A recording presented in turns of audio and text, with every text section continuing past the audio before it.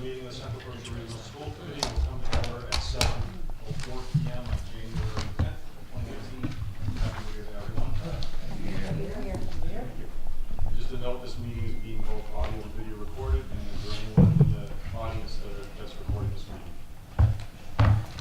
Seeing none, we'll move on. All those in favor, please stand for the pledge of allegiance.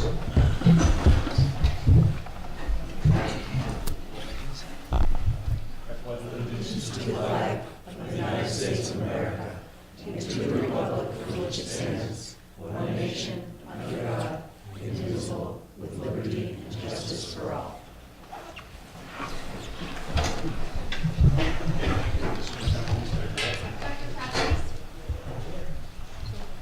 Yes, I'm here. Oh, I'm good. Mr. DeFazio. Ms. DiTomaso. Here. Mr. Emerson. Here. Mr. Farley. Here. Mr. Hagmeyer. Here. Mr. Hinckley. Here. Mr. Lockettell. Here. Mrs. Lavourie. Here. Mr. Les. Here. Mr. Peters. Here. Mrs. Tucker. Here. Mr. Wagner. Here. Mr. Aberfloss. Here. We have an open seat in Washington. Mr. Bartels. Here. Our CDA rep, I don't see Michael Lara tonight, and our student rep. Here. Great. We have a quorum. Okay, thank you. The chair validates this agenda in accordance with Massachusetts General Law, Chapter 30A, Sections 18 and 5. And at this time, we'll entertain response from the audience. Okay, seeing none, we'll move on to student affairs. Ms. Chloe, report. Okay, so sorry, I'm also losing my voice, but okay. But before break at the last meeting, I reported that the sophomore class had hosted a Toys for Tots fundraiser, and in total we raised, we collected 187 toys, which is a great success. In more recent news, the Lakota cheerleaders have been fundraising money to give for their trip to Florida for their national competition. And in addition to their fundraising, they have also recently been invited to attend a cheerleading clinic at Gillette Stadium in May, which is sponsored by the New England Patriot Cheerleaders, which is also very exciting. And then as students wrap up this week, we're preparing for our midterm exams, which will take place this coming Tuesday. And that's it. Okay, thank you. Are there any questions? All right, we'll move on. Just one note before we get into our official articles. I want to try to get back into parliamentary procedures. I've let things get a little loose since we're conducting this more as a business meeting than we are a school committee meeting, so make sure that, one thing we can do is accept the formality of when you want to speak, either have a question or want to be part of the debate. Make sure you get recognition from the chair first. So that'll help us keep more orderly. With that noted, would the member please make a motion to accept the minutes of the meeting of December 13th? Move to accept the minutes of the regular meeting of December 13, 2018 as printed. Second. We have a motion and a second to accept the minutes of the meeting of December 13, 2018. Is there any discussion? Seeing none, all those in favor say aye. Aye. Any opposed? Abstentions? Motion carries. Okay, with the financial report, the member please dispense with the warrants. Move to approve warrant number AP 2019-12 dated December 28, 2018. Accounts payable in the amount of $1,012,651.62. Second. We have a motion and a second to approve warrant number AP 2019-12. Is there any discussion? Seeing none, all those in favor say aye. Aye. Any opposed? Abstentions? One abstention, motion carries. Move to approve warrant number PR 2019-13 dated December 27, 2018. Payroll in the amount of $624,037.42. We have a motion and a second to approve warrant number PR 2019-13. Is there any discussion? Seeing none, all those in favor say aye. Aye. Any opposed? Abstentions? Two abstentions, motion carries. Move to approve warrant number PR 2019-13D dated December 27, 2018. Accounts payable in the amount of $238,491.15. We have a motion and a second to approve warrant number PR PR 2019-13 Dalton. Is there any discussion? Seeing none, all those in favor say aye. Aye. Any opposed? Abstentions? One abstention, motion carries. Move to approve warrant number warrant number AP 2019-13, dated January 11th, 2019. Accounts payable in the amount of $430,080.42. We have a motion and a second to approve warrant number AP 2018-13. Is there any discussion? All those in favor then? Aye. Any opposed? Abstentions? One abstention, the motion carries. Move to approve warrant number PR 2019-14, dated January 10th, 2019.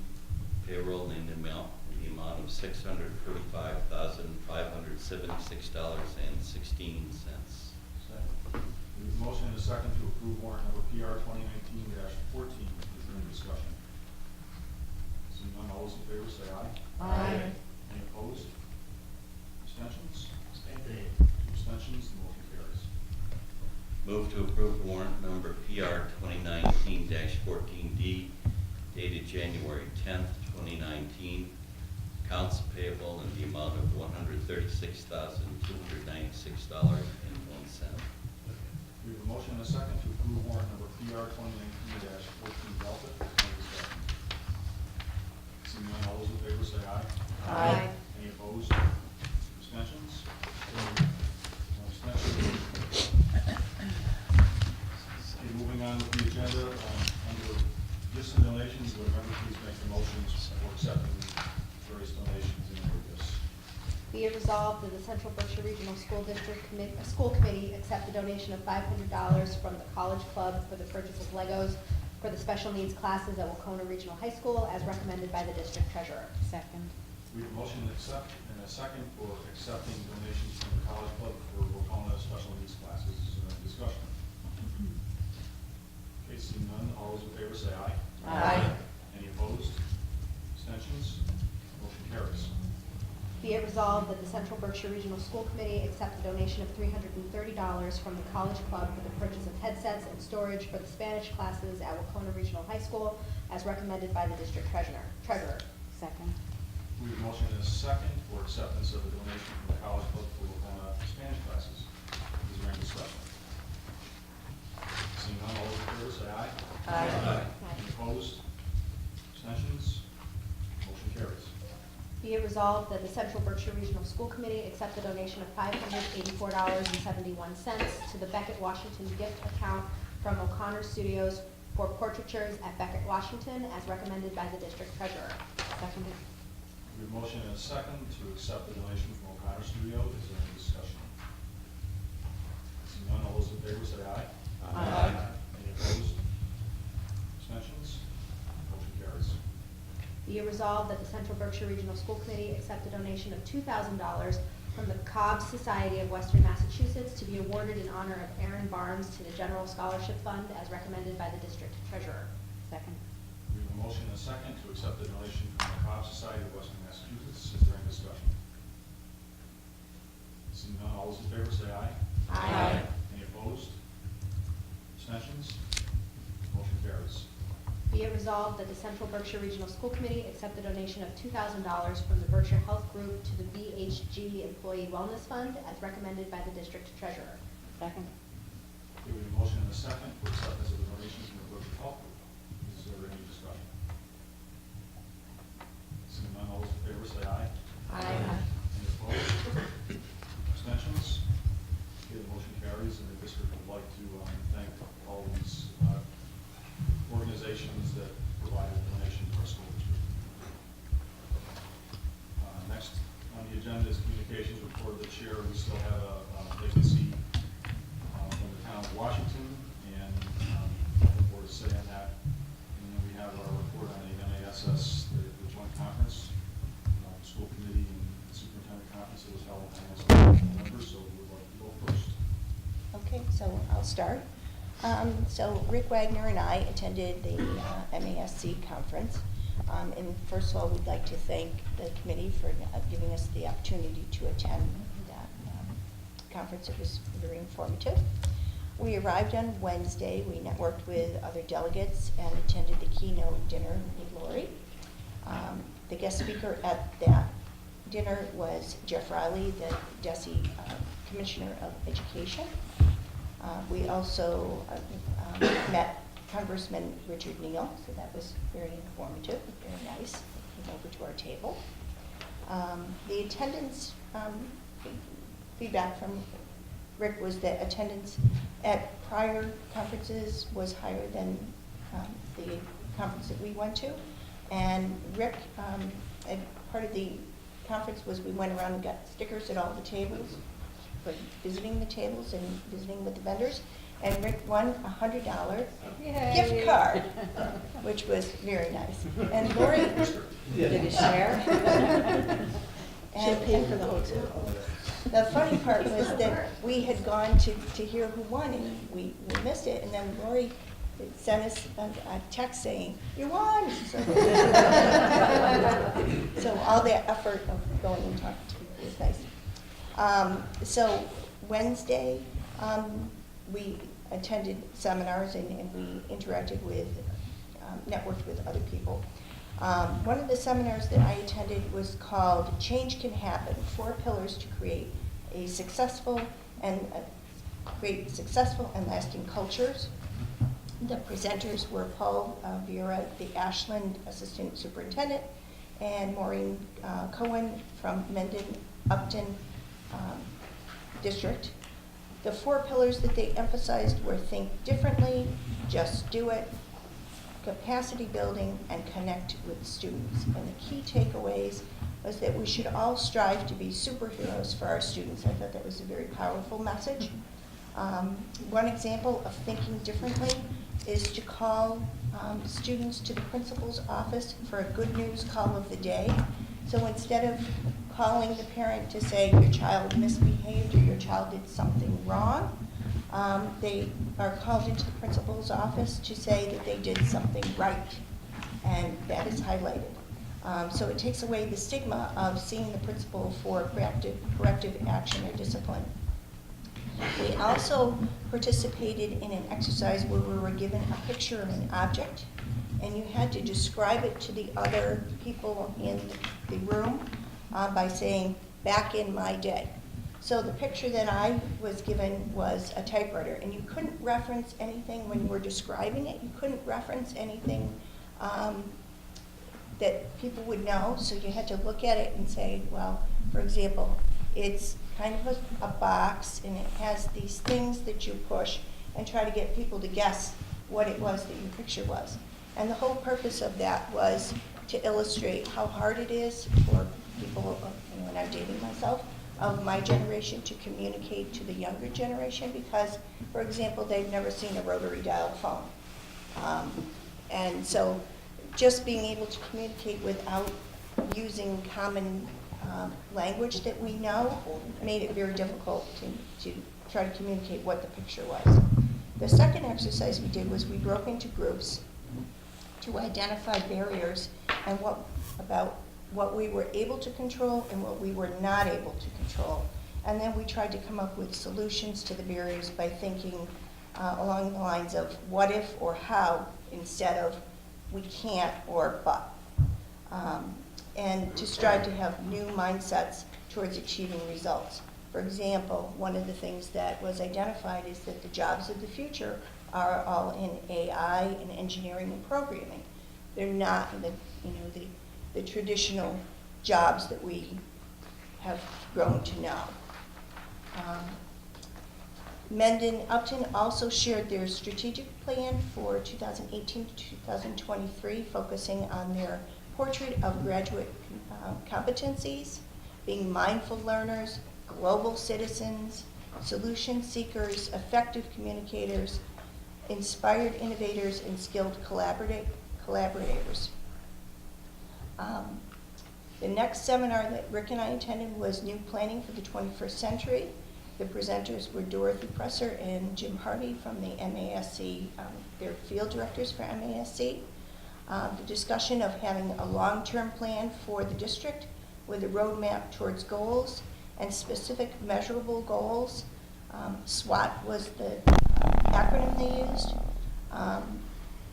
which stands for strengths, weaknesses, opportunities, and threats, and identifying ways to solve each of those things. And on Thursday, the seminar we attended was Future Perspectives on School Design and Construction.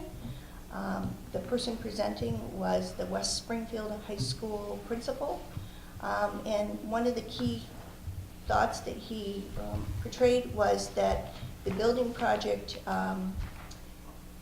when it was built, the school was emphasized to have a lot of big, large common spaces, and he was quite honest with the group to say that in his school there were large common spaces that are underutilized, and so for people that are looking to build new schools to just kind of keep that in mind. And in the picture it looked really nice, but when it came to practical use, they found that they were struggling a little bit to use those spaces to their fullest potential. And then the last seminar that I went to on Thursday was about transforming underperforming schools through educator evaluation framework. The presenter was Stefania Richelis, the Chief Instructional Officer for Springfield Schools.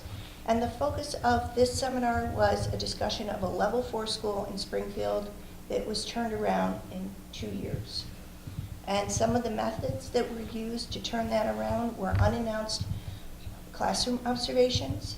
They transferred or terminated non-performing teachers who were not on board with the corrective action plan. And most importantly, the superintendent supported the principal in this, that everyone on the team was required to buy into the corrective action plan. Goals were monitored and reviewed by the team weekly. So that particular seminar was very interesting because I was thinking about some of our current situations. And then we also attended the MASC leadership banquets, and the guest speaker was Jimmy Tingle, the comedian. Who ran unsuccessfully for office. Yes, and talked about that. Then on Friday, we attended the Division 6 meeting, and we also attended the delegate seminar. They, quite coincidentally, did not have Rick or I registered as a delegate, so we waited in line, and we're actually featured in the MSC bulletin on page 2, just to illustrate that Rick was in front of me, and so he got to be the delegate.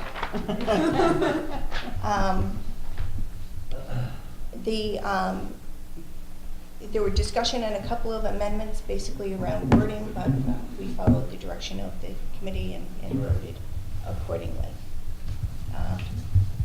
So that's our summary. Sorry. That's it.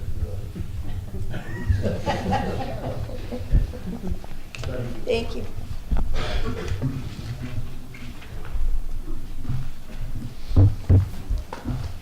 All right, then we'll move on to subcommittee reports and recommendations.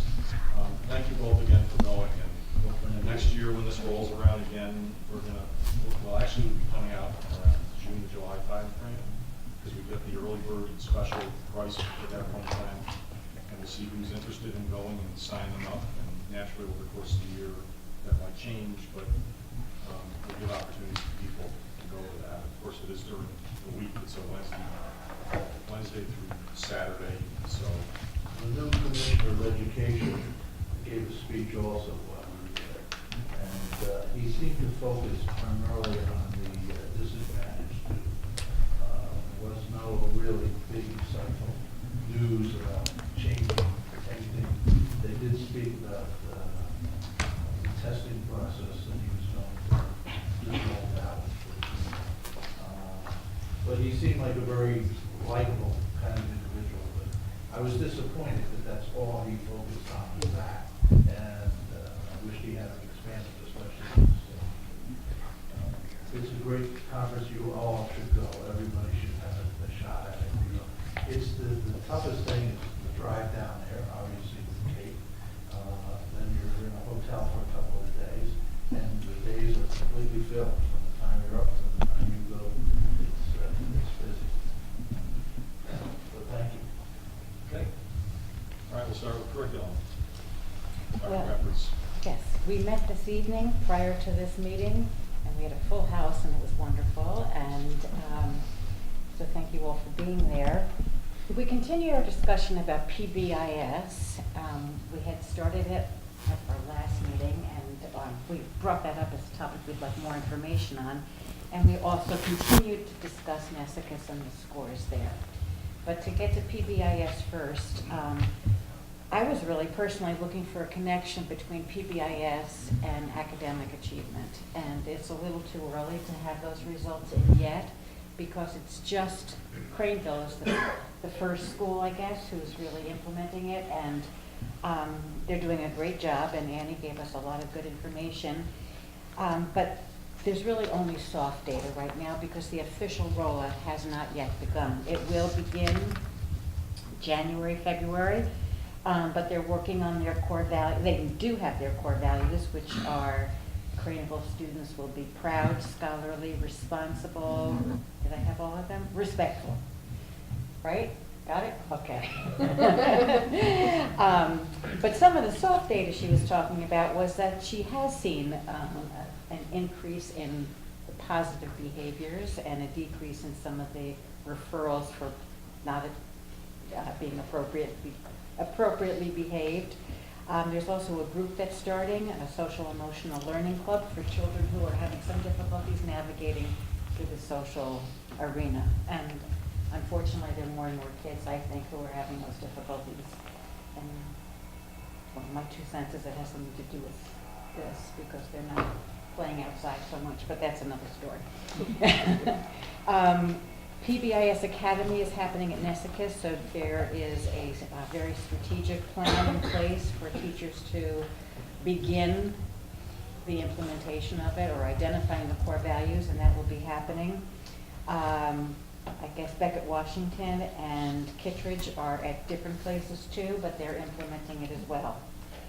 In terms of Nessicus and their test scores, I did learn that Schoolworks is on site, and they will be looking at root cause analysis, and their report will be out January 16th, and probably to us in March. So we'll have more information then to share with the full committee. Edulastic is a digital platform that's being used now, and teachers are very excited about it, and Leslie's going to send me the link, and I'm going to remember to send her an email to ask her to send me the link. So we'll get some more information there. And I think that's going to be the gist of our work this year, is really digging deeper into what's going on in each of the schools in terms of data. So you'll hear more and more of this. And if you have any questions that you'd like to pose to our group that I can pose to whomever, please let me know. You can send me an email or ask away. But it's a good group, and I'm looking forward to digging deep with them. Okay, thank you. Oh, and we have our next meeting will be February 14th.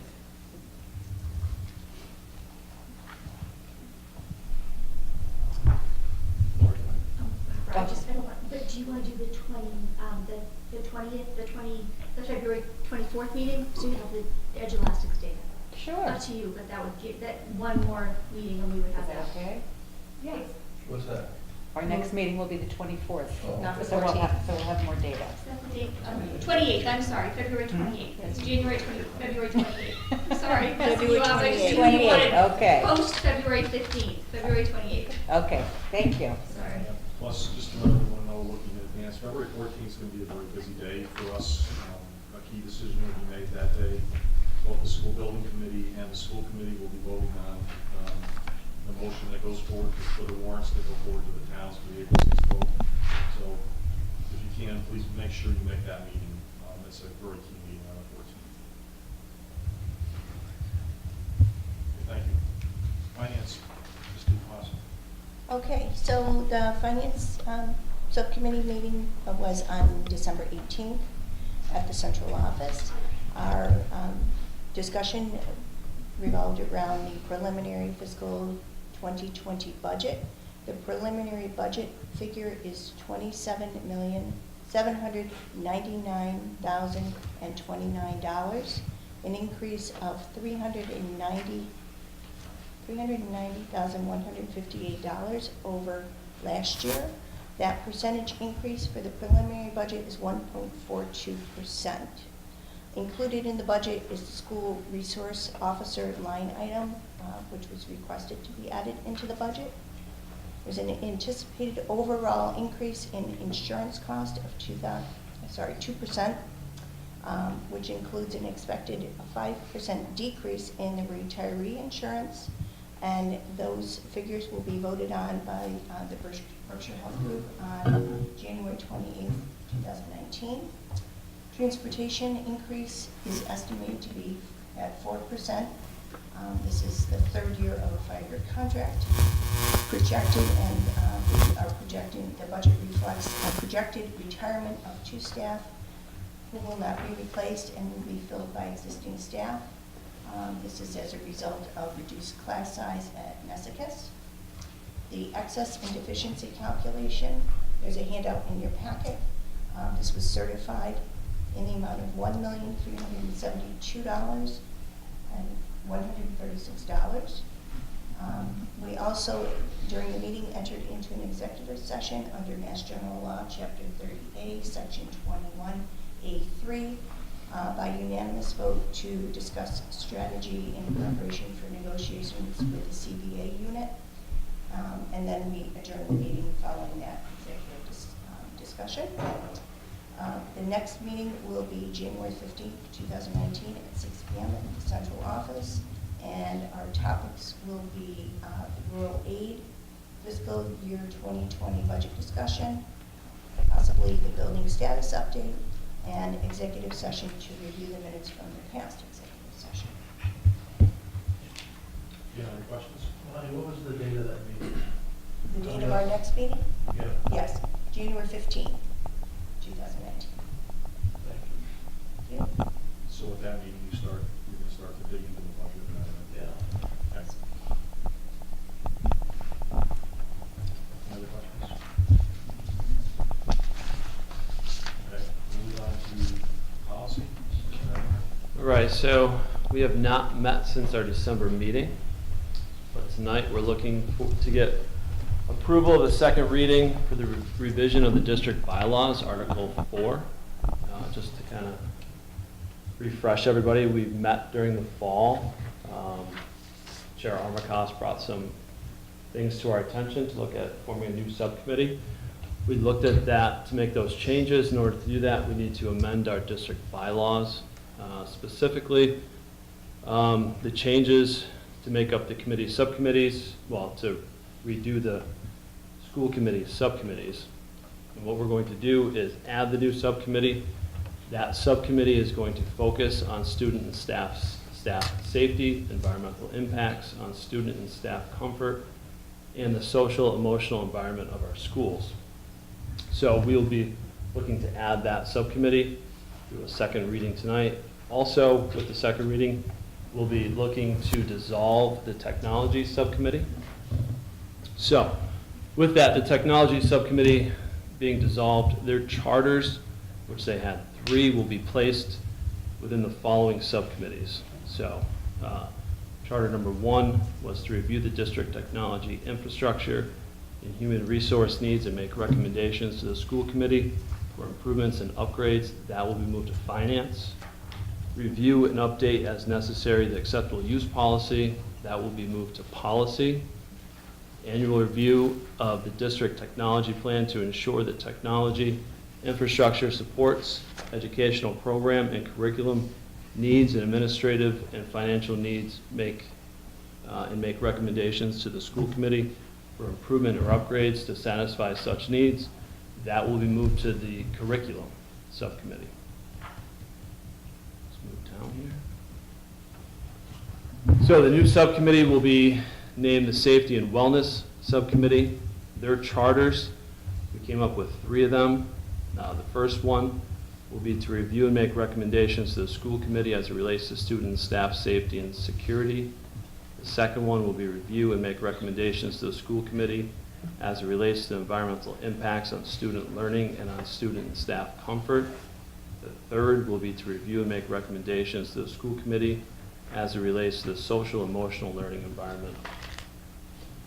So with that, we'd like to make a motion for the second reading. If we approve this second reading, it will then amend our bylaws, and this will become part of our bylaws. So with that, I'd like to make the motion, be it resolved that the Central Berkshire Regional School Committee approve the second reading revisions to the district bylaws, Article 4, as recommended by the Policy Subcommittee. Second. Okay, we have a motion and a second for approval of the second reading revision to the district bylaws, Article 4. Is there any discussion? Mr. West? That seems pretty logical, the way you divided up the 3 sections of technology, what the subcommittee should go through. I want to suggest a 4th section. Now that we've gone down this path of supporting the other school districts, we may want to include some sort of wording for that as well. And that's going to need some oversight. Like, for example, right now, both Rick and Joe are doing 60-hour weeks, and that was something that was not foreseen and should be, addressed immediately. So that's just an example. But if you look at some one of the subcommittees, that would be great. That function to oversee the. I think that falls within the first charter, which is review district technology and infrastructure and human resource needs. So I think the human resource needs, I believe that those 2 people fall within the human resource needs of that charter. Okay, sounds good. I think it's covered. Any further discussion? Okay, seeing none, all those in favor of this update, indicate by saying aye.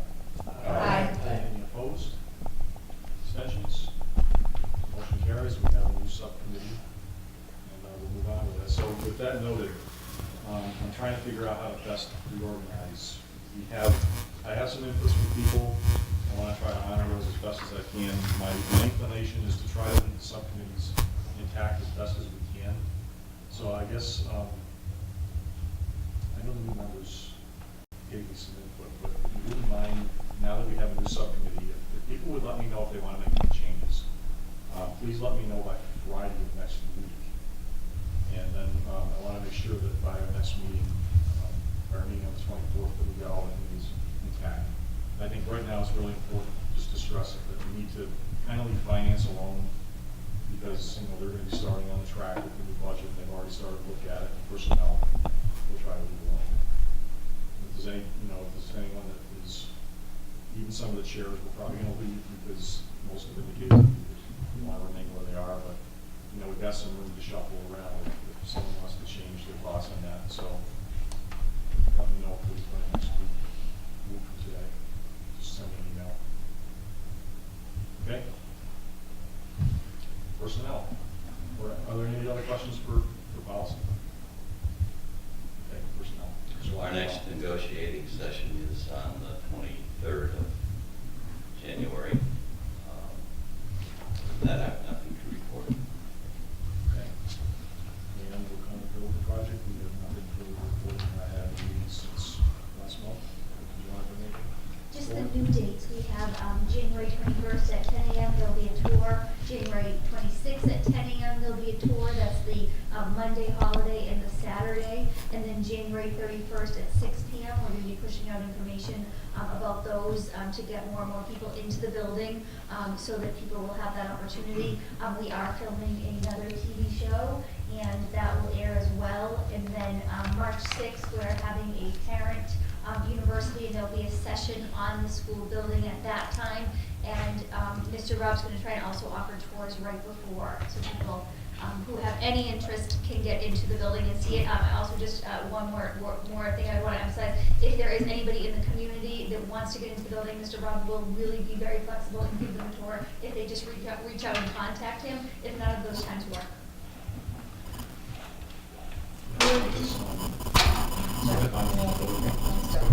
Could you give me the dates for tours again, the 21st of January and then? 26th, both 10 a.m. tours. If you you are able to be there, if you're a school building committee member or a school committee member who just wants to support. And the 31st at 6. The district-wide email will go out tomorrow with those, so you'll get that blast as well. Then if you have other ways you can push that out, please do. Thank you. So I guess there are a couple of other things that I wanted to mention. Some of the committee members brought to our attention that there's been some misinformation going around about the school building project and where it stands right now. One piece of information was some people were asking about going back to the summer about the renovation versus the new building. And there were like 14 different options that we had. That decision was already made, and it was made based upon community sessions. So we didn't have an awful big turnout for the community sessions. So if people really wanted their voice to be heard, they should have come to those. We're going to be working kind of the executive team school building project in clarifying some of that process and how the decisions were made. But kind of what it boiled down to is that people liked the fact, and you can add this if you want, people like the fact that the new building is really 21st century and there's not much we can do with the old building to make it 21st century. There are significant problems with the current building. And to keep that up and running, for any length of time, it's going to be extremely difficult, if not impossible. So if you're going to renovate a school, you're going to be starting with a difficult foundation, a very inflexible foundation. Like even the gym needs to be replaced. You can't fit not legitimate, but the size of a gymnasium that the state mandates in the footprint that we have. You can't do it. You've got to tear the whole thing down. So people don't understand when they ask those questions sometimes that to renovate the school, that on top of the fact that you're really talking about maybe a $10 million difference between what. So if we renovate, we don't get any money from the state for renovation. We get zero. For a new building, we get a lot from the state. We get at least a little less than half. Okay, when the reimbursement rate's 54% roughly, but we don't see that much because not everything's an eligible cost. So I want to make sure that people understand what we're getting, why these decisions were made a while ago. The other thing that concerns me is people don't understand the consequences of a negative vote. Okay, first thing is if the vote doesn't turn out favorable on April 6th, we're going to come back again in a couple of months. So nothing in the parameters can change. We can't change the price. We can't change any of the motions brought forward. The way the current planning package will be that we vote on the 14th, that can't change by law. We are going to come back, and it's only going to be that we get more information out there to better inform people and hope that they change their vote. So that's going to be 2 assessments to the community if we don't get it the first time, all right? Because we pay the towns to hold these votes. That means the whole district pays the towns to hold these votes. It's not a big cost, but it's a cost. If that fails, then we have to come back and start making a plan for major upgrades. Guess what? We're not going to come back with a $5 million or a $10 million. It's going to be at least a $35 million ask. So you're not going to get out of it. And if that doesn't pass, we're going to be going down a path that the Laconia is going to deteriorate. And this is doomsday. It's not going to be good for the district. That's my prediction. It's not going to be good for the district. So we get down to a point where the school building is no longer feasible. We don't have any other places we can put our students. That means you've got to start going out to other districts and putting tuition agreements in place because you can't have a school district without a high school. That is our anchor school. Okay? So I want people to understand that. It's going to cost a lot. No doubt about that, and I'm sensitive to that just like anyone else is, but it's going to improve the value of our community. No doubt about it. So I'm not supposed to be advocating for it, but I want to tell you what, this is the truth. This is what's going to happen. All right? Enough said. Well said.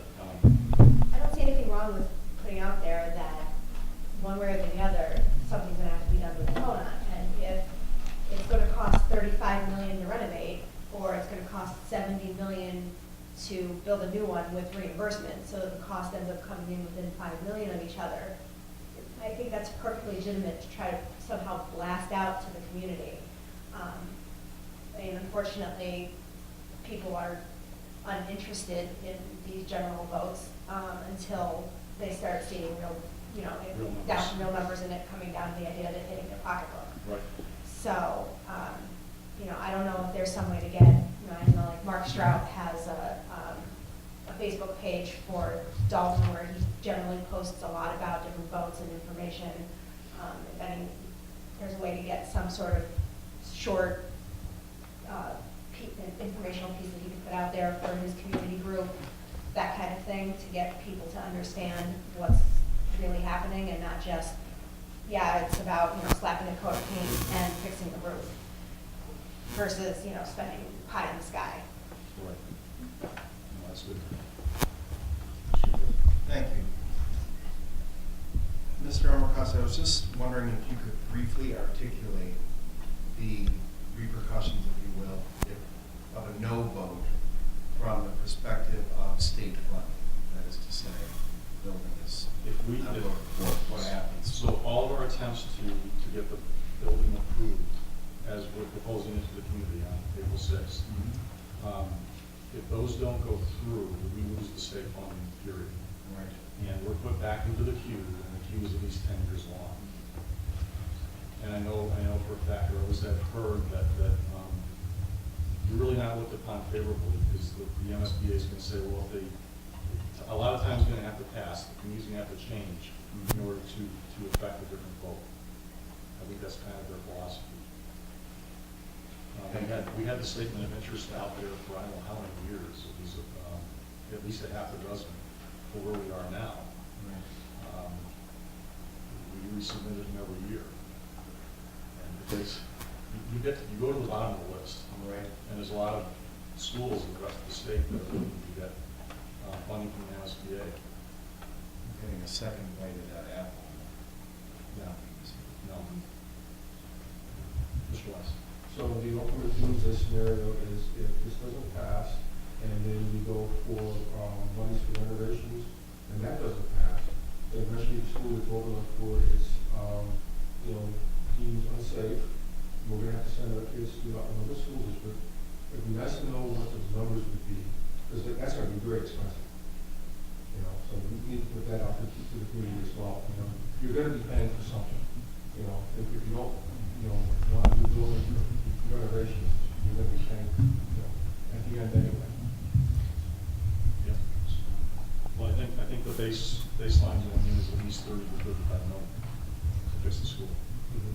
And we're talking, the roof has to be changed, all the windows, the whole boiler, the heating infrastructure, and that list goes on. That's why I'm paying for a new school for our half. Right. That's a no-brainer. But, both of those fail, then why would we be paying for all those kids to go to other school districts, which is going to be very expensive every year, which the people are going to have. That's not going to be choice in, it's going to be tuition agreements, which is going to be more expensive. Thanks. I would just like to remind everybody as well that where this money comes from is from sales tax throughout the state. So we've all paid into this general fund. And if our community doesn't take it, other communities do. So we've been paying for a long, long time. We might as well get some reimbursement with our sales tax dollars in this community. I just wanted to say, with a renovation, you're not getting a 21st century school. You're renovating a building. Anyone else? I'll get off my soapbox. Well, if you go to the end of the list, and you have to wait 10 years, I mean, a new building is gonna be, I don't know how many million more. So you're really gonna be in a terrible mess 10 years down the road. And those ones, I remember we went down this road in 2005. Oh, you did? And a new schools was going to be about 28 to 30 million. And now it's more than double. Right.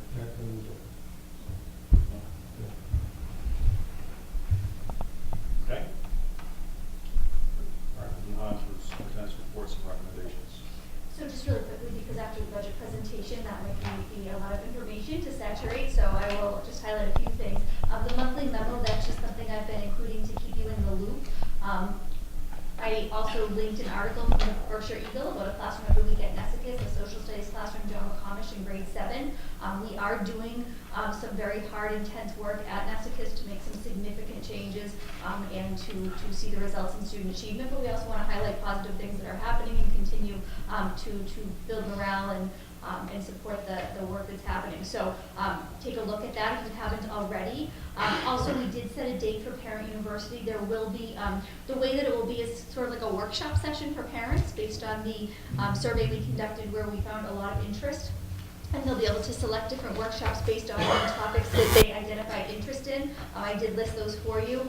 Several of them will be presented by people that we collaborate in the community, such as Chief Ko and Trooper Kanata. Others will be by our own staff as well. And we will include something on the school building project.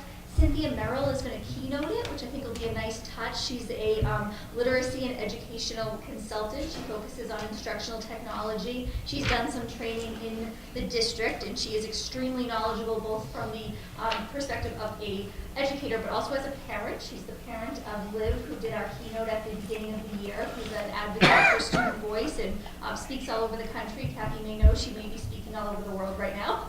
She's probably left the country by now, but I think that'll be really a great evening for us to really give back to our parents with the information that we often take for granted that we have about the decisions we make educationally. So I will certainly be giving more information about that. We will be doing more informational updates on Nessicus as we get further into the turnaround work, but I really want to make sure people are very familiar with the 4 turnaround practices.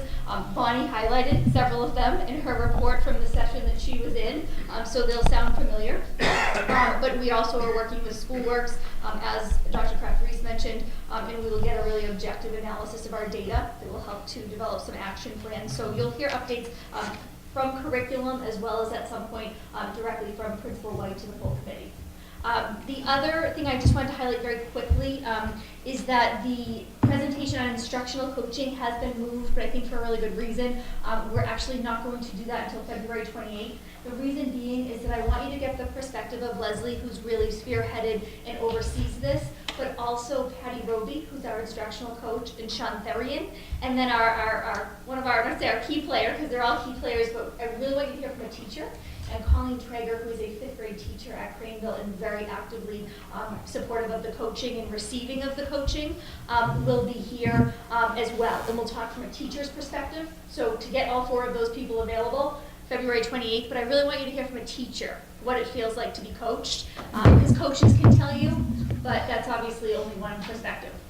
Makes sense? Is that okay? I'm like, did I have the date wrong again? No, but it's because Colleen's from Beckett. Yes. Oh, what did I say? Craneville. Oh, I moved. Oh gosh, Mary Kay's like, Sorry.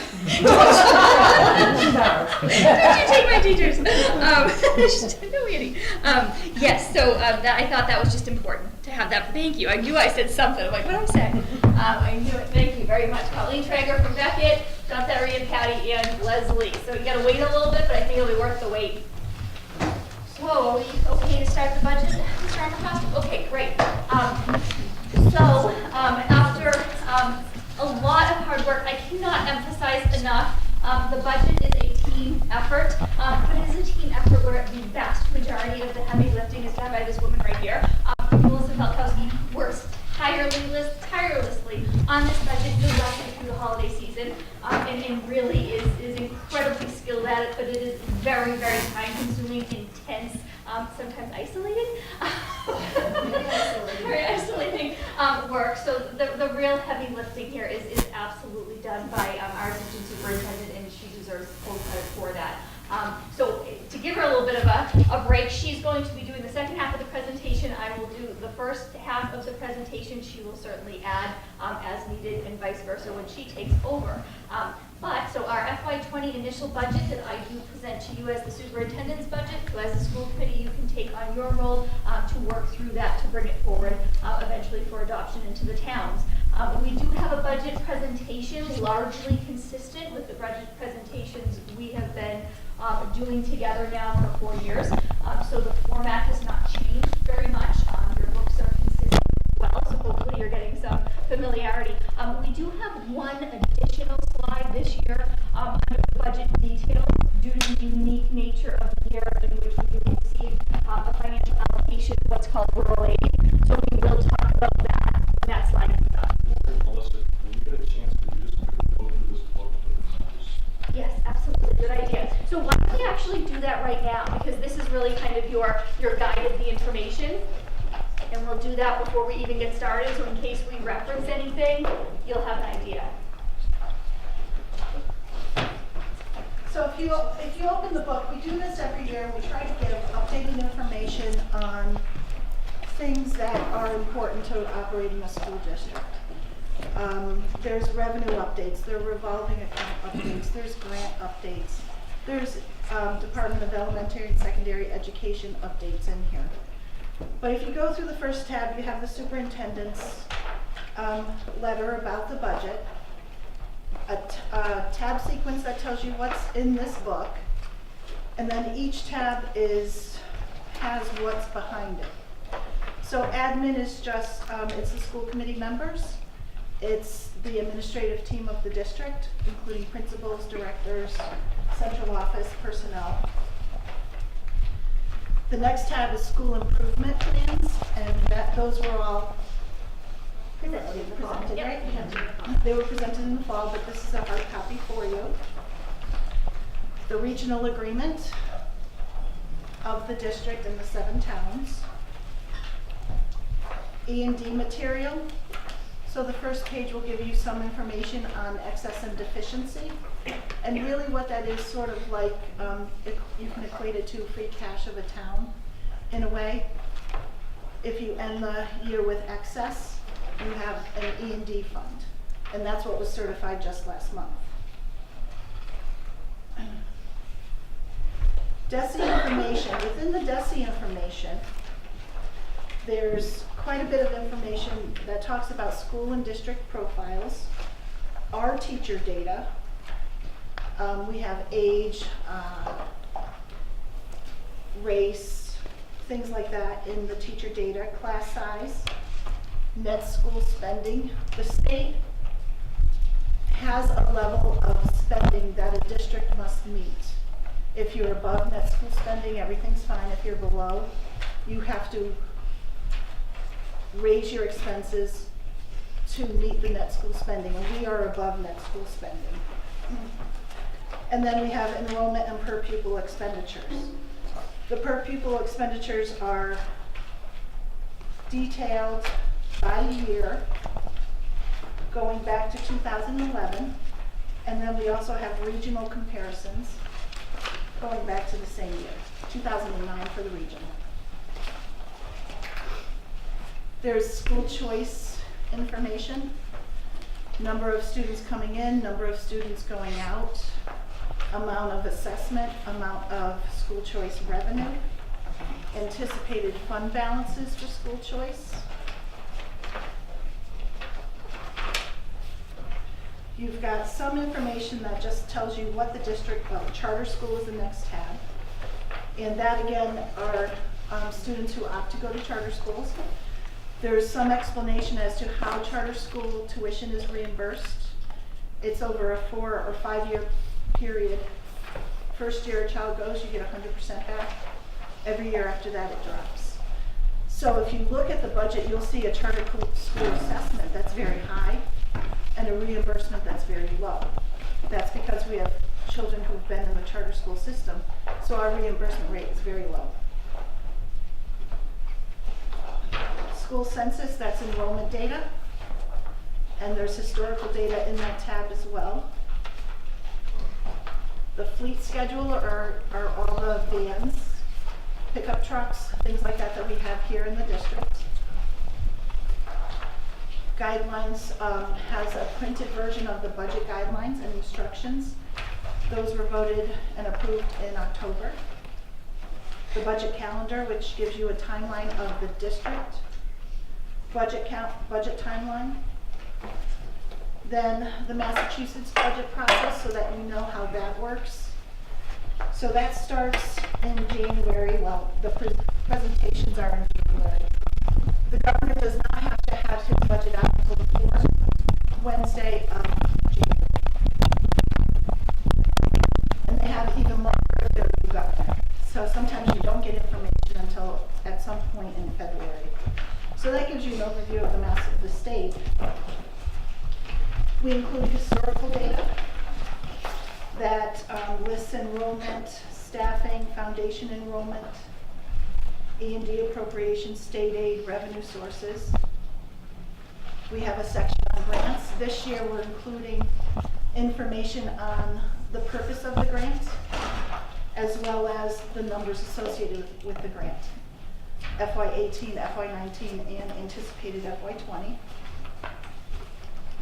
Revolving accounts, these are special revenue funds that, for instance, use of facilities. If a business or a person in the community wants to rent a room or the gym or the auditorium at any of our schools, we have a fee schedule, and that money goes into a revolving account, which is like a checking account. And that's called revolving special revenue, and you have history on that. There's a separate section on athletics. And this year we've included some information on the types of programs, the championships that have been won over the last year, our participation rates. And then athletics is also has a revolving fund.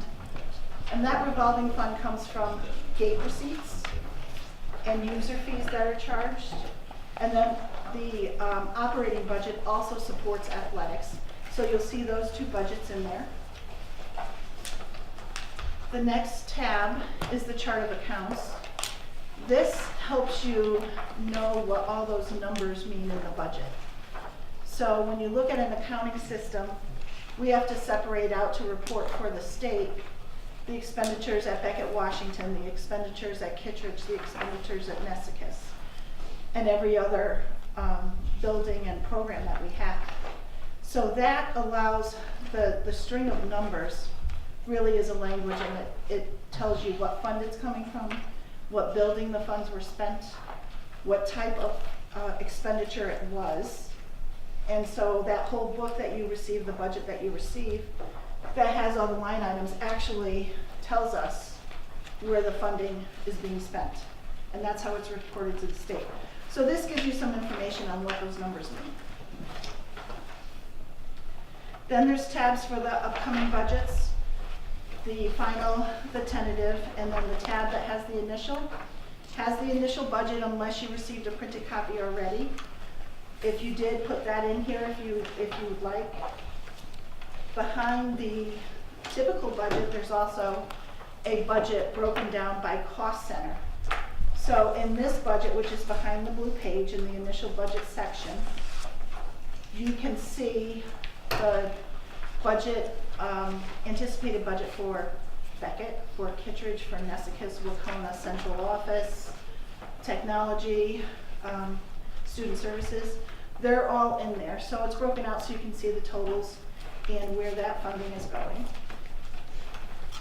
There's also a copy of last year's budget, so you can take a look at it and compare if you so choose. The next section has, it's called PEEP, which we affectionately call PEEP, but it's Property and Equipment Improvement Plans. And that is a 5-year plan going out as to what we feel is necessary in our buildings and with equipment. And it's a fluid document, it's a living document, it changes as needs change and priorities change. But that's in there for you.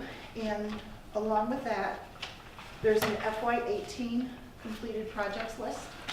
So you can see what was done with some of the buildings last year. And then there's just some informational school building data, size of building, age of building, renovations done, and so on. And as we have updates or if anything is revised in here, I'll bring them to the meetings and we'll pull and replace or we'll add. Any questions?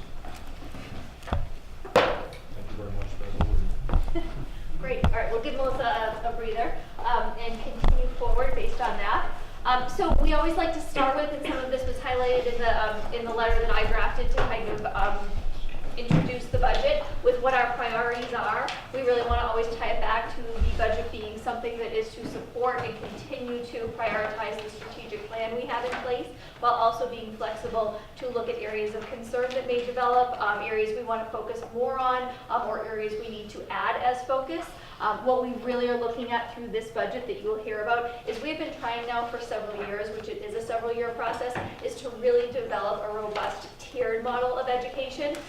For people I have not had this conversation with prior to tonight, a tiered model of education is really what you need to meet the needs of all learners. Tier 1 is your general education, so all of our students are general education students first. All of our students access general education. That is your classroom teachers. That is your instructional coach positions that we are looking at through those budget decisions that we make to make sure that we have a solid Tier 1. Students are receiving general education instruction from solid teachers. Those teachers have the support they need through coaching. Tier 2 is your remediation level. That is responding to student needs that may develop for a multitude of reasons. We're fortunate in this district that Tier 2 is supported now in all of our buildings by Title I funding, which is based on socioeconomic needs, and we're able to support the Tier 2 remediation level that way. Tier 2 includes things like reading specialists, math interventionists, Title I tutors, things of that nature. And then of course our Tier 3, which is our special education model. That's for students who have a specific identified disability and need to be taught in a different way. And that would be in our special education staff.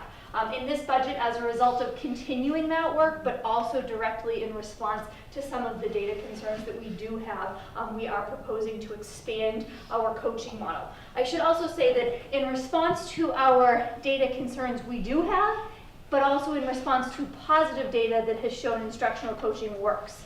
So we've seen good data with our instructional coaching. We know that at our elementary level. We want to extend that where we have concerns specifically at our middle school level with increasing it. Additionally, universally designing learning environments, that's making sure that learning environments are set up to support the range of needs kids may have before they enter classrooms. So when we talk about what enhancements are in this budget to the educational model, we do have the addition of an instructional coach I want to highlight. I will say the addition is of a K-12 instructional coach. We were very fortunate last year to have the foresightedness to add an instructional coach, and then once we received our data, we applied the coach where the data identified our need, primarily being at our middle school level. We do have coaching from our coaching principals at Beckett and Kittredge, and we've seen positive results from that. The reason that this is proposed as a K-12 instructional coach is because we won't receive the data till well after this budget is approved in order to decide really where specifically that coach should be assigned and what their schedule should look like.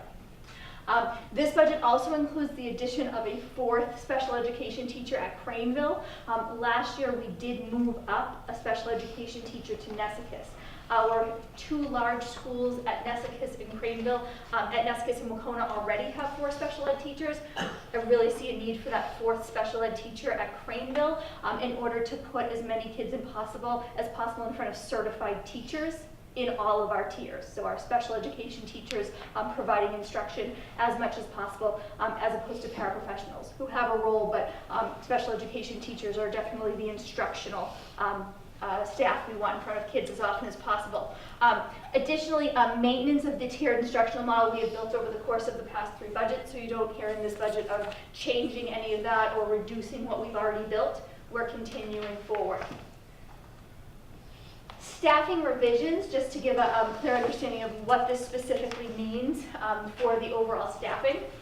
So again, I mentioned before an addition of a special education teacher at Craneville. You might be saying, and I'll talk to this right after this presentation, I see an addition of a 4th special education teacher at Craneville on the agenda for tonight. That is accurate. We are proposing that as part of the proposal of how to use rural aid, that we would add that 4th special ed teacher at Craneville now as opposed to waiting. If we move on this and it's approved tonight, we could potentially have a 4th special education teacher on staff at Craneville before the February break. That would be ideal, especially going into the spring testing period, to have that solid instructional model in Tier 3. Craneville has a solid Tier 2 right now.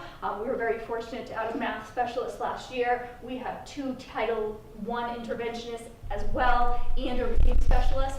But we really feel that 4th special ed teacher will make a difference. For next year, we've mentioned that we're still seeing smaller class sizes go into Nesicus. I want to be very, very clear on something. We are not reducing staff at Nesicus. That would not be the goal of this. Nesicus has needs. We need the staff that we need to address those needs. We literally have sections of kids going through where I have a content teacher and no kids to put in front of them. So it doesn't matter, the person is not helpful, they don't have a role. So Nesicus has the roles they need, but if someone doesn't have a role, there's not a reason for them there. We do have that situation with some staff at Nesicus. As a result, we have a staff member at Nesicus who will replace one of our Title I tutors that we have, and will work in an intervention role in one of our elementary schools. That is the only reduction in that budget. It's not an actual reduction to kids or to staffing or to FTEs, but it's a reduction of 1 Title I tutor for an FTE. Kids won't feel it because it will be replaced with a certified teacher. Does that make sense? So you'll see the reduction in the budget, but nothing's going away. It's a certified professional who will now be doing that model. Again, I put that here. There is a likelihood that will go here. But I'm going to request flexibility. We don't know what our data will say. And sometimes, as we've talked about in curriculum, our data even changes over the course of the year with our Edge Elastics, but we are adding an instructional coach. The application of that coach will be highly based on the data that we receive at the end of this school year and over the summer. At the high school level, we do have 2 retirements that will be filled with current district teaching capacity. So we have 2 teachers who, without these retirements, we would not have had roles for. We're very lucky we have roles for them because we have 2 retirements. You don't see the full reduction of salaries for one of them because it's a later retirement into the year. People don't always retire at the very last day of school. But ultimately it will work out well at Wacona for that reason. I've talked before, I've talked to Chief Coe. If this does go through and we get further along in the process, he and I together will be working very, very closely to develop an MOU of what this school resource officer will look like. He will advise us on candidates that might be a fit for us, and we would conduct interviews. But at this point, I'm really just telling you this is in our budget. I have a number directly from Chief Coe that would support a part-time school resource officer, but we would really get into the details around that, should it be supported going forward, and that is in there. BCBA, I feel like that you might be saying your head feels like it's spinning. BCBAs are part of our Tier 3. Those are typically, sometimes Tier 2, but typically kids with disabilities who have very high levels of need that beyond positive behavioral interventions and support model, beyond PBIS, need very specific behavior support plans. We hired a BCBA a while back. That person did leave the district, so we immediately needed to fill it, and we had to contract. So Melissa accurately moved the money, but our goal has always been to get somebody on staff. So we're going to try again to do that, but it's one of those positions, if you can't fill it, it's a legal requirement, you immediately would have to contract. So we're going to go back out this spring for a BCBA, try and bring one on staff. Increases in benefits, obviously the increases are in the salaries. We do have contractual increases. Benefits, our health insurance increases. Again, we know that the number won't be solid until at least January 28th is the date the Berkshire Health Group will vote on it, and then we'll be able to reflect that accurately in the budget. But Melissa always conservatively estimates based on the past. The OPEB trust funding is again level funded with what the budget guidelines have directed and consistent with last year. So those are some of the increases that you'll see in the salaries and benefits. Increases to operational, we do have a transportation contract with a built-in increase that's reflected here. I do want to highlight this. I'm highlighting this. It is a concern for us. There are districts out there who have a concern like this in the millions. So this is really, this is not a reflection necessarily of changes within the district. The vast majority of what this is that when a student or a student's family or a student's foster care placement moves into one of our 7 towns, whether both parents move in or one parent moves in, or legal guardian, we own the tuition. So a student may have been living in Weymouth, Massachusetts, and while living in Weymouth, Massachusetts, they were placed in a residential program for special education needs at the cost of $250,000 a year. And one of the parents or both of the parents decide to move to Beckett, Mass. That cost transfers to us. We don't have any say in the placement. We don't have any say in the decision that was made. That's also a part of the transportation. This is a moving number, just literally like the moving people who move in and out of the district. It will and could change. It could change tomorrow if I get an email saying we have a new family in town or a family that exited. So it is a frustration, and I say that as a special education administrator. At heart, it's not a frustration about the students and their needs. It's a frustration. These are not students that we are making educational decisions for. We're receiving a bill. So it's an issue, and definitely we're seeing more and more families in foster placements and people moving from different areas that were placed in different programs prior to arriving. So just want you to be aware of that. That number, it could go up by a portion, it could go down, but it's really an outside of our control kind of number. The utilities, that's a pretty direct one. The decreases, again, utility contracts. Unemployment expense obligation has gone down and down. It had a high probably 5 years ago when we did have the closure of Berkshire Trail, but we have not had reductions or layoffs in quite several budgets, so it's been pretty low, and Melissa's consistently decreased it. This is not a decrease. What this is that Mr. White, Mr. Sturgis put forth a technology budget. The technology budget is what you see in the budget. We have proposed to apply $110,000, sorry, I'm not sure about the exact number, but $115,000 of rural aid to buy technology now that they proposed for next year to offset the expenses in next year's budget. You might do the math and say there's another $20,000 missing. There is. We have grant funding that we have been writing technology into. So if Mr. Sturgis or for that matter, if Mrs. Buckley through Mr. White or Mr. Sturgis has a need for a Chromebook card in November of 2018, we don't wait to buy it in the next year's budget. We have Title I grant funding that can support that. So we've used some grants to buy some of the technology now as well. We can do that because it's things, not people, so we'll have it. Retiree health charts, it's just changes in the participants in the plans.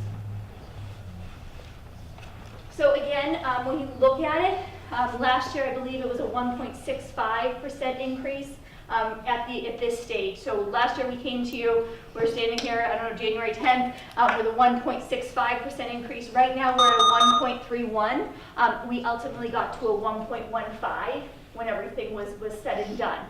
So we're coming in slightly lower, but the variance is $357,727, and excited that it does include some things that I really think are necessary, specifically in what I've mentioned. I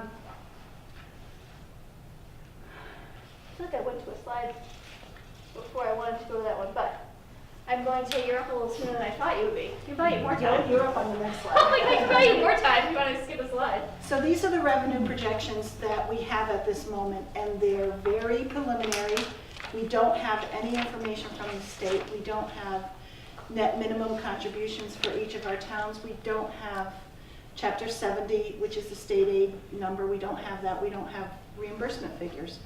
So there's a lot that remains the same at this point because we just don't have the information that we need to put an accurate revenue figure up there.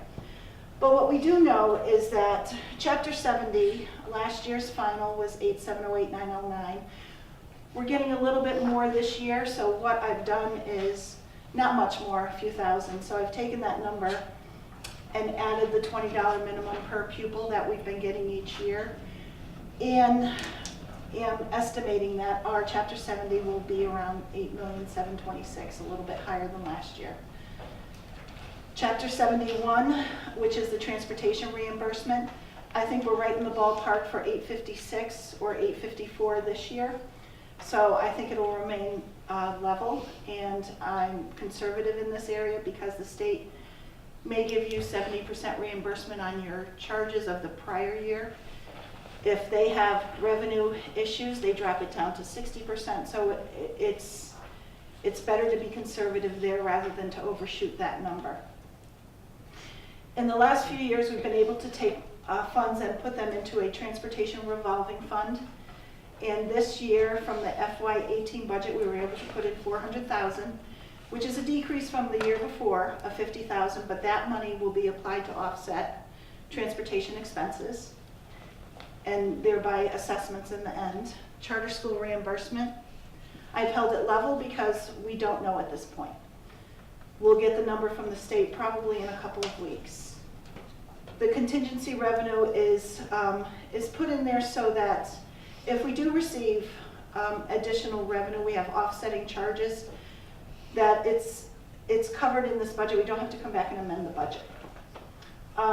Interest income, that we've been getting, we have a lot of funding in MMDT, which is a large bank. And their interest rate has been very good over the last year or so. So we are seeing an increase in our interest earnings. So I've applied that here. So it's gone up by $7,000.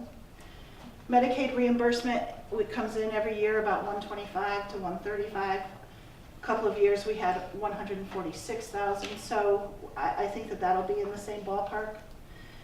Miscellaneous income is income that we receive, say, from if we purchase something and we send a PO through, something was defective, we send it back. They give us a check back as a credit versus another product. That gets all thrown into this miscellaneous income, and that is part of the general fund. And then the E&D appropriation, the budget guidelines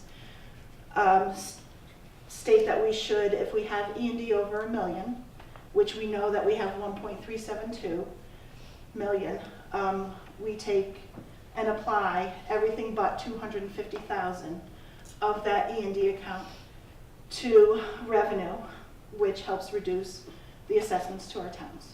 So we do that, and that number this year is 1,122,136. So with these numbers, we're estimating at this juncture preliminarily that town assessments will increase by 325,000. So they'll go to 16,228,000. But that number is fluid. If we get more revenue than what I've anticipated, that number goes down. So it's all connected, and revenue figures have an impact on assessments. So to fully understand the entire budget, and also we are on a time crunch, we need to have an understanding of rural aid. I believe we do, as a committee, have a full understanding, but I do want to review it just to make sure that there is an understanding of what we're talking about when we say rural aid. So we are very fortunate. It is somewhat of a time crunch and how it was delivered, and there are questions about the manner in which maybe it was received, but we're very fortunate. We're very grateful to the work of Senator Hines, Superintendent Bonaconti from Mohawk, and the work that they did really championing this over several years to ultimately achieve a $1.5 million budget allocation for rural aid in this current fiscal year that must be spent by June 30th of this current fiscal year. That's very important. It cannot be carried over. It cannot be used next year. They would say, the burning question is obviously, are we going to get it next year? They would say there's a very, very strong likelihood of that. That is not what they were aiming for. That's significantly lower than what they were aiming for. And so obviously their anticipation is that we will get it again and that it will increase. However, we have no solid information to support that. What I can tell you is that the Department of Elementary and Secondary Education just recently, they're requiring that as the superintendent, I submit a report about how we are using it. And part of that report requires a 3-year plan. So, you could get optimistic and say the Department of Ed's talking out 3 years. Why? But the other part of it that often comes up is, are there strengths? There are not.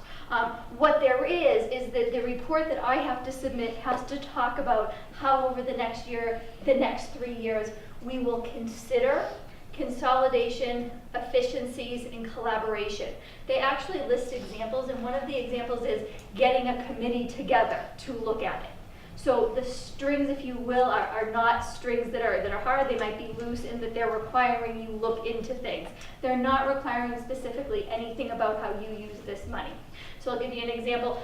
In Mohawk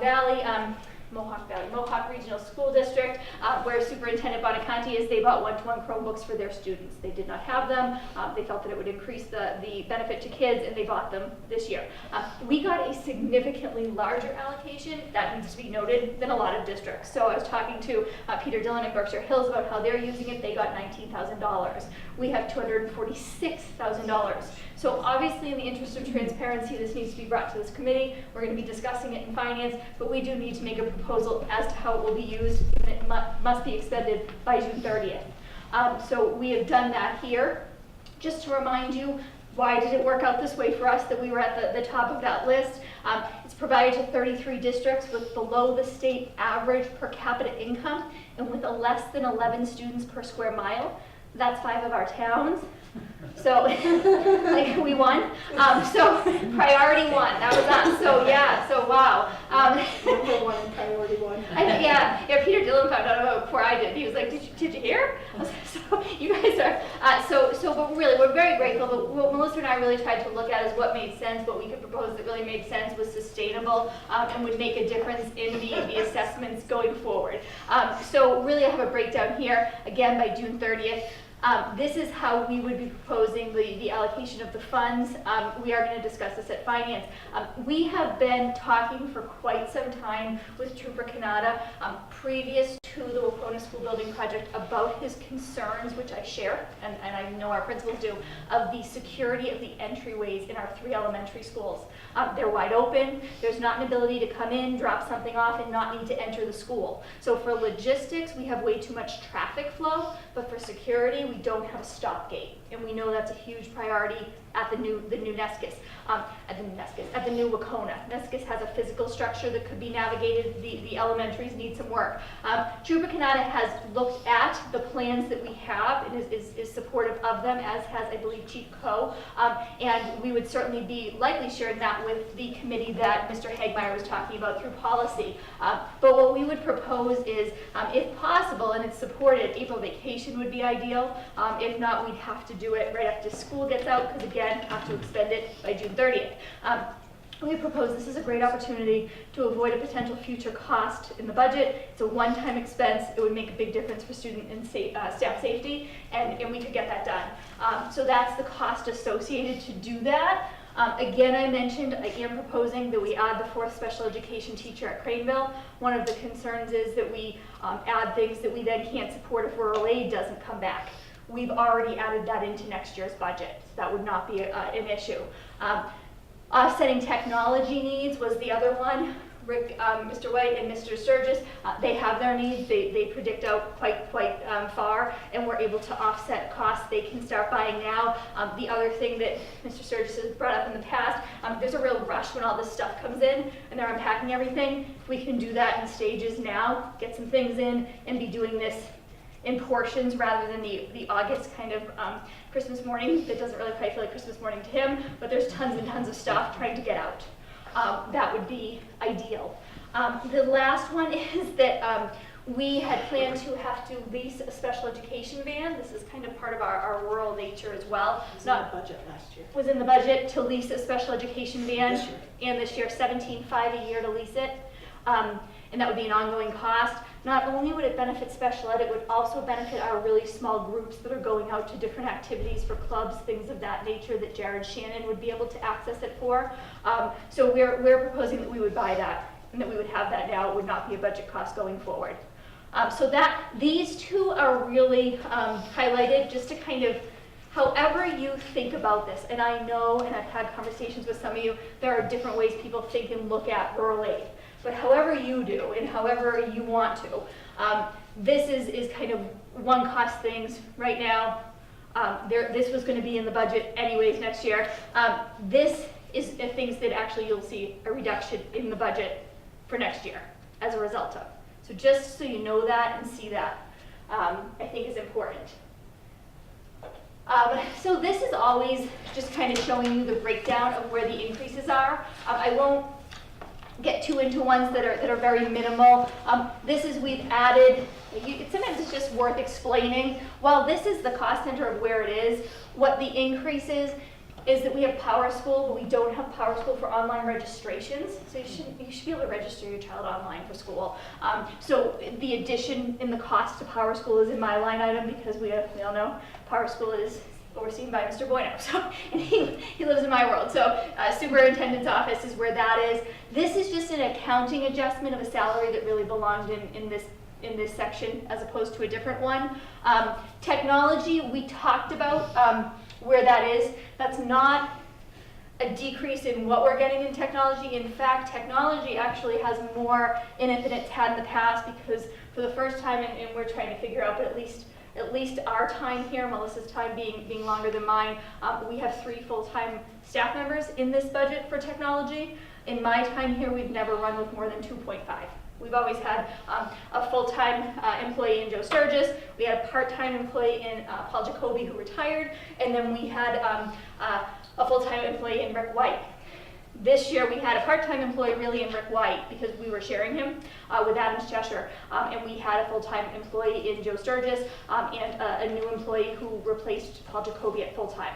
This has a 3.0, so it'll be the first time we've had that. Sounds like you should also include one more, should be 4.0.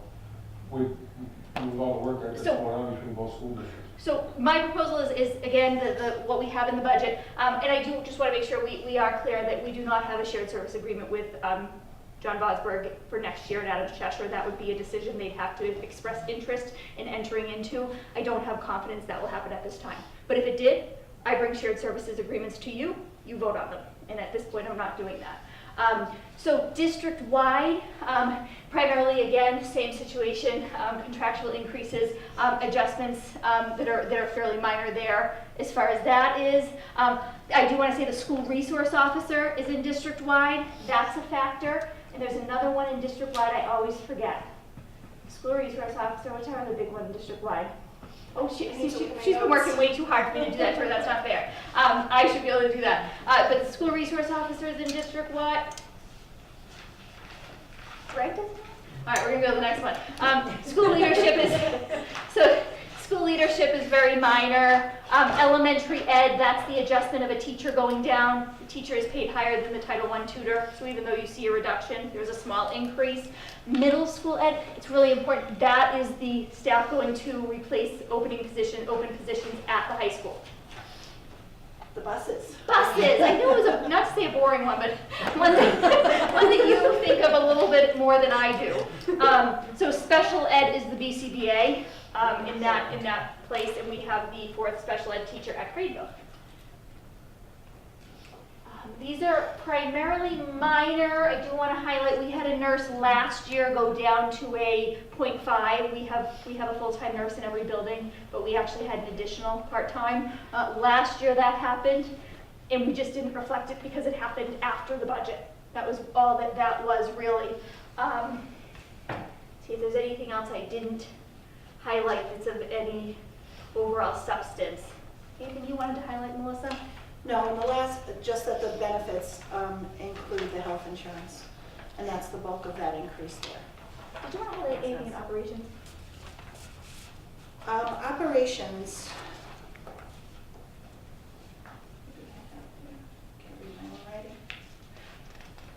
Just the increases in the, we're actually seeing very high increases in telephone costs and water and sewer. In particular, the town of Hinsdale actually changed the way that they bill for water, and it went up about 4 times what we're typically paying. So that's probably half of that increase. And just in the operations part is that. So this slide, next slide, Mr. Bean, look away. It's just a visual of kind of how our budget is overall broken down. Get the correlation here. Can I see? This was my brainchild, but I thought that I could sort of, rather than just show you a graph, try to tell you visually where the bulk of our budget is allocated to. So salaries were service, organization, so 14 point almost 5 million or 52% of the budget is for salaries. 26% goes to benefits, so you're looking at 78% of the budget is salaries and benefits. Then transportation is high, special education services is high, and operations and maintenance, minus the salaries, now that's just for operation of the buildings, no salaries, is at 3%. Those are the 5 main expenditure items. So aside from the operating budget, we also have, you heard me talk about special revenue when I was going through the budget book. We have other sources of revenue. We have federal grants, we receive state grants, we apply for and receive private grants. So we have an estimated amount for next year at this point of 1.1 million of total grants. And a lot of this is used for salaries, professional development, contracted services, but we do have some of the federal grants, in particular the special ed grants will pay for salaries. Then we also have school choice. Now the net revenue is, and I put a net revenue up there because we have assessments and we have revenue. As of December, our revenue is higher than our assessments. We had been trending the opposite, and we were in the negative by about $3,000 a month last year and the beginning of this year. With the new numbers in December, we're seeing a change around and we're actually in the positive. So I anticipate that we'll be in the positive between the assessment and the revenue of $77,000. Circuit breaker, which is a special ed services reimbursement, we are receiving this year, the way that we work with circuit breaker is we receive the funds in from the prior year in this year. We don't expend them this year, we keep them. We have a year to spend them. We keep them and use them for the following year budget so that we know exactly what we have in that account that we can allocate to other parts of special ed. So the special ed budget that you see would be $353,000 higher had we not had this revenue set aside so that we can apply it to those cost items. Athletics and student activities, this is the revolving account, gate receipts, user fees, things of that nature go in here.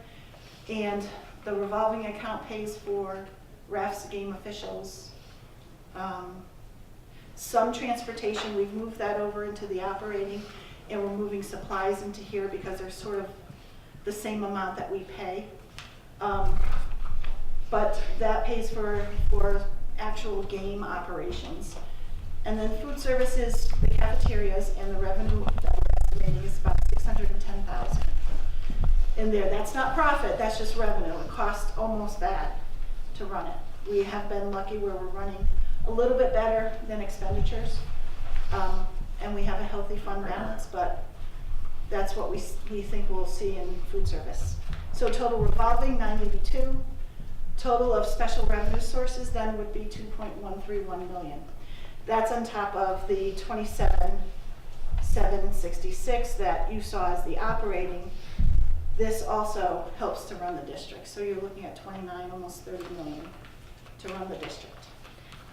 And this is directly tied to that increase in tuition costs. So I don't know if you want to call it silver lining or what you want to call it. It's an unfunded mandate by and large because it's not at 100%, nor has it ever been. But like 60 of that. So what it essentially is, though, most people have an understanding, but what circuit breaker is that if you have a student whose costs are more than 4 times the average per pupil's cost to educate them, the difference between that, which say foundation is what it's called, say if it's $40,000, it's probably higher than that now. 45, I'm like dating myself, is $45,000, and if the student's cost is $250,000 to educate them, you're going to get 60-some-odd% of the difference. The difference, yes. That's in some ways, I guess you'd say the silver lining of it. However, it's obviously not the full percent by any means, and there are districts in really tough shape because of that. You might be hearing of that in the media right now with some of those conversations around the tales of 2 cities, those kinds of things that have been out there. the way that we apportion operating expenses to the 7-member towns, per the regional agreement, is that we use a 5-year rolling average of enrollment. So in the budget, you'll see the assessment page that has the enrollment by town for the 5 years, a total for the 5 years, an average for the 5 years, and then their percentage of the operating and transportation assessments.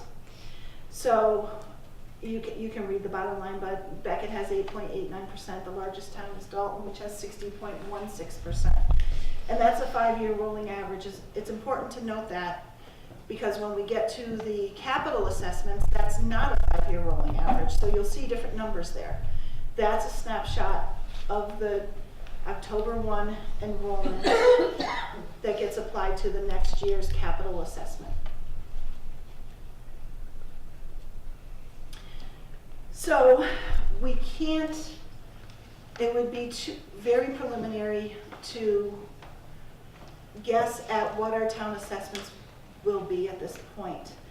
But I've put this up here for, just for reference really, to say this was their last year's required local contribution by town. This was their last year's approved net town assessment.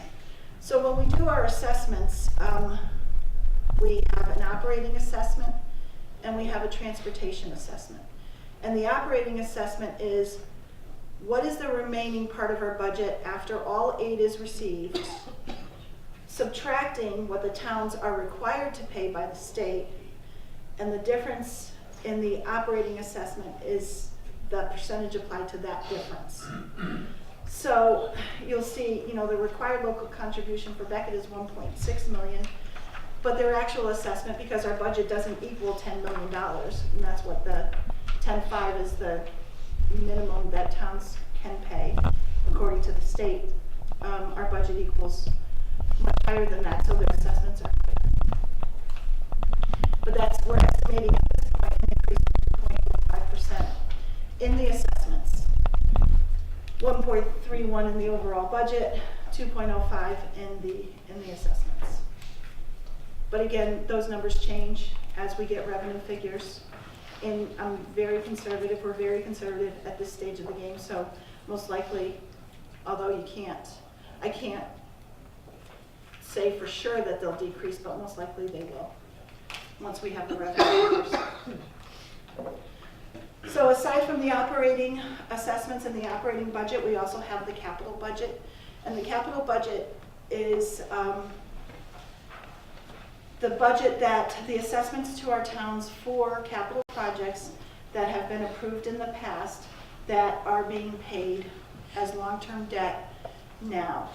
So we probably have about 6, maybe 7 projects that are included in this. Some will be dropping off in 2022, some will be dropping off in 2025 when they're paid off.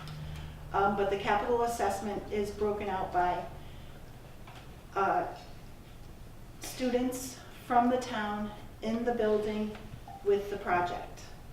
So that's why these percentages, well, I don't have the percentages up there, but when you see the full budget, you'll see percentages, and they're different from the operating percentages. And so we have an increase this year of just $3,000, and that is due to the feasibility study payment that is due. We'll have it online tomorrow. Thank you. Thank you. Any questions? That's a lot to digest.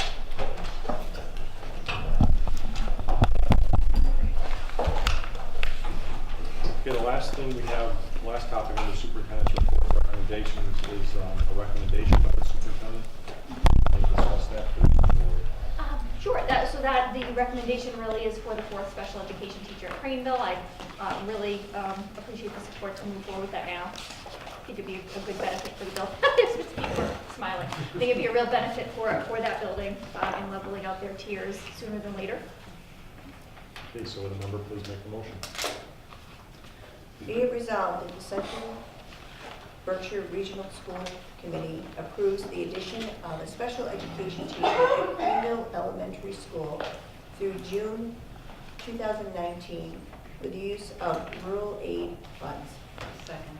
Okay, we have a motion and a second for recommendation to hire a special education teacher at Craneville. Is there any discussion? Okay, seeing none, all those in favor say aye. Aye. Any opposed? Abstentions? Motion carries. Okay. Does that conclude the superintendent's report? Yes. Okay, thank you. The superintendent's made notes of some personnel changes in the district, and we have no old business. For new business, I'm not aware of any tonight, but if you're interested in having anything at our next meeting, please let me know as soon as possible. We have our agenda meeting next week, early next week. And we'll conclude with remarks for the good of the committee. Anybody have anything they want to bring forward? Nothing? Okay, I do have one topic. Tuesday we had I was way down south when it happened, so we had a difficult day weather-wise. It was one of those things that it turned cold, I understand, very rapidly, so it was hard to make a good, we didn't have enough information for the call that morning, so I think we had to go with what we had. The one issue I have to bring up, and I'm going to be sending a note to all of our towns, that the superintendent has, the administrative office watches weather constantly, and especially this time of year when we, trying to anticipate snowstorms and be able to make a good call on that. But Lori, Melissa, Greg are up at 4 o'clock in the morning. They go, and you tell me if I'm wrong, but there's a lot of resources on the internet that they go to check the weather and see how it's going to look not only at the start of the day, but at the end of the day too. You've got to consider the whole day in terms of trying to figure out what's going to happen. Sending kids to school these days on a bad day is a tremendous liability. It's always been a liability, but we take these things more seriously now than we did 30 or 40 years ago. So we're more conservative these days, and we don't want to send kids out on bad days, obviously, and it's not good for the staff, for everybody that's involved in the school district. We want to minimize their exposure to the weather. So they start looking at the weather at 4 o'clock in the morning, making calls to other superintendents in the county. They all talk in the county about what the weather is, because oftentimes it's a broad weather event. The other thing they do is they call all the highway superintendents in each of the towns. So that's probably the most critical information that we have for them to make a decision about whether or not to call school or delay school. We've got some mixed reviews in terms of some of the towns are really good about getting back to the superintendent or answering the phone right then and there. Others never get back to her. Others give the superintendent reports that don't represent what's really going on in the town. So we had some towns with some roads that had some conditions that for whatever reason the road superintendent did not anticipate, and we got ourselves in trouble. A lot of buses were late. I don't know if you want to add to this. So I'm going to go out to all the select board members and town administrators and let them know that we need to have a road superintendent available at 4 o'clock in the morning when there's going to be anticipated weather, ready to get a call from the superintendent. Because if one town says no, the district's done for the day. Or if one town says, give us 2 hours, we'll have the roads, ready. Means plowed, sanded, to allow safe passage of the buses, to allow safe passage of all the staff. That's what we need. So we really need the town's cooperation to keep the students and our staff safe. So that's going to go out pretty soon. Okay? Does anybody want to add a remark to that? Ellie? I don't know what happened as far as the communication breakdown, but in my assessment, it wasn't the fault of the superintendent as to what happened. I mean, I woke up 6 o'clock in the morning, everything looked okay outside. I know there are kids in my neighborhood that get on the bus for Wacona and Nessicus, and even I talked to one of the parents, it was fine. And then just in that small time frame, all of a sudden, the weather just, ground got covered, but there were no plows out. I did not see a plow anywhere in my neighborhood until about 8:15. And I mean, that's just, you can't, if it's gonna start snowing, there were plows, that plow woke me up the morning before at 5:45 and there was nothing on the ground. So I don't know where, what, how that I've had the missed. same thing happen in my town, where the plow's down on the road, when there's only been a dusting, so I Yeah. don't know what they're doing to that. Yeah. In Dalton, they were scraping the Yeah. pavement the day before. And there was nothing until 8:15, 8:20 on that morning. We really And it needed the took, plows it out. took one pass down the road, and the road was perfect. Yeah, literally perfect. Because luckily, one of someone on my street came down and said she warned us that the buses were really delayed, so we went and did car line instead of waiting for the buses because we didn't know what time they were going to get there. But it just, I don't know why the plows weren't out or decided not to or what happened, but I think that was the break. And I defended the school district when I saw posts about, this should have been a 2-hour delay, and it wasn't just this district. Oh, no, my Where colleagues they were- got beat up. Yeah. I was taking cameras. Yeah, I saw other districts Oh, in yeah. North Lit, saying, why wasn't this called? Like, if the buses already go out to pick up the high school and middle school students, done, too late, it's it, where school's going. So, Yes, I think Superintendent Kasdan said that she needs to make a decision by 5:45. That's it, 5:45. I mean, I do have to say, I have a handful of road superintendents who are incredible and take it so incredibly serious to give me input, and then they are consistent in that once they say they're good, and I had confirmation from every road superintendent who I had communication with, that they were good, the roads were ready, and that they would be able to get the buses through safely, and we had no issues in any of those towns, and those are some tough towns to plow. So they were out there and they were scrambling, and they were making sure, because once they tell me, they continue to text me, and then if we have bus issues, they're right over there trying to make sure that they can help to navigate. But it's an absolute drop-dead deadline of 5:45, and everyone knows that. And so that's the difficulty. As Chair Armacost did say, we have had some communication issues. I have tried to address them. I had some other options that I pursued today that I think might be helpful through Chief Co.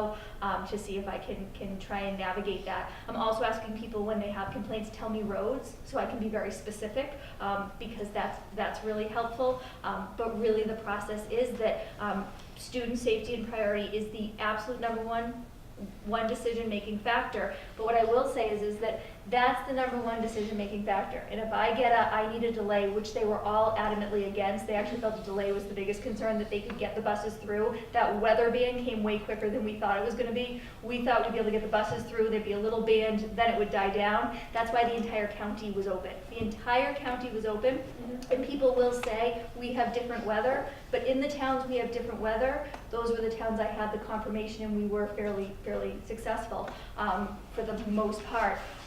But what happens really is it's a drop-dead deadline. But the other thing I do think of is if I have no credible reason to close, 80+% of our parents are not educators and they're not stay-at-home parents. And they need me to have their kids in school. So if buses can pass safely, and my road superintendents say they can't, I've got to send the buses out to get kids to school because parents need to be at work.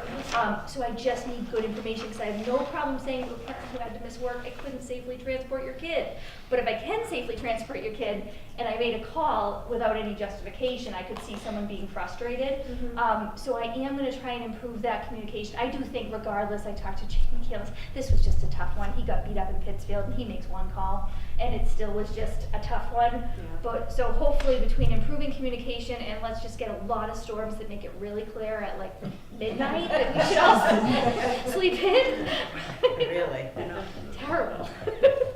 Mr. Henry wants to talk. Look, I was just going to echo Alan's comment. I don't think there's any need for blame. That was an extraordinarily unusual event. And those things happen. Yes. So. You just keep looking going, come on, stop. That heavy van that came very quickly was not supposed to come that quickly. It was supposed to come when, if we called a 2-hour delay, it would have hit right then and there. And so that's, the decision of 2-hour delay was not, we thought, a good decision. Look, I'm not arguing. I don't think I would have called a 2-hour delay having looked outside my window and seen what I saw when I woke up, because there was nothing to delay. And yeah, the weather was supposed to be definitely come slower. I don't envy your position, because every time every snow day, everyone argues that the superintendents always make the wrong calls. Like, you think there's gonna be like a foot of snow and then it doesn't happen, and like, oh, they called snow day for no reason, and like, well, you guys were on, social media the night before screaming for a snow day, so. Terrible, awful. I'm just gonna change the subject here on a more positive note. One of our students is a student coach of a girls' basketball team, and I don't know if anybody saw it, but he made national media attention with a very clever play. It actually was aired on USA Today, where his girls were he's a coach of a youth basketball team, a Dalton girls, about 5th and 6th grade. It's so my daughter's on the team. Okay. It's the tall girl in the video. It's Jake Hart. He's an amazing coach. He's a great kid. It's his 3rd year coaching that. He's not officially the coach because he's not old enough, so they give an adult the title, but he's been running that team for 3 years now, and he does a great job. And it was the championship game of the Boys and Girls Club tournament, and in the county this season with that age group, Pittsfield is 3 times better than anyone else. So our girls made it to the championship game, and that earned them the right to get pasted by Pittsfield. It was something in the range of 30-4 when they ran this play, just to have fun. What the girls did was, I think what really shows is the creativity in the young man, as well as his priorities in the right place. Because even though the girls got pasted by 30 points, they still had a lot of fun, and the play was just totally crazy play. All the girls just fell down on the floor to distract the defense, and one girl shot. She luckily made a shot, but it was interesting. It was just a really funny play. And it went on. The video went, I don't know, went viral or whatever, but it was played on USA Today, national media. So yeah, it's very interesting. So, anyways, but you guys should know about that. Check it out if you want to see it. I coach 5th and 6th grade boys. How did they run it? So they, I'll catch you after the meeting. Okay. All right, there's nothing else? Okay, entertain motion for adjournment. So moved. Second. Okay, all those in favor? Aye. Okay, Ms. Stevens stands adjourned.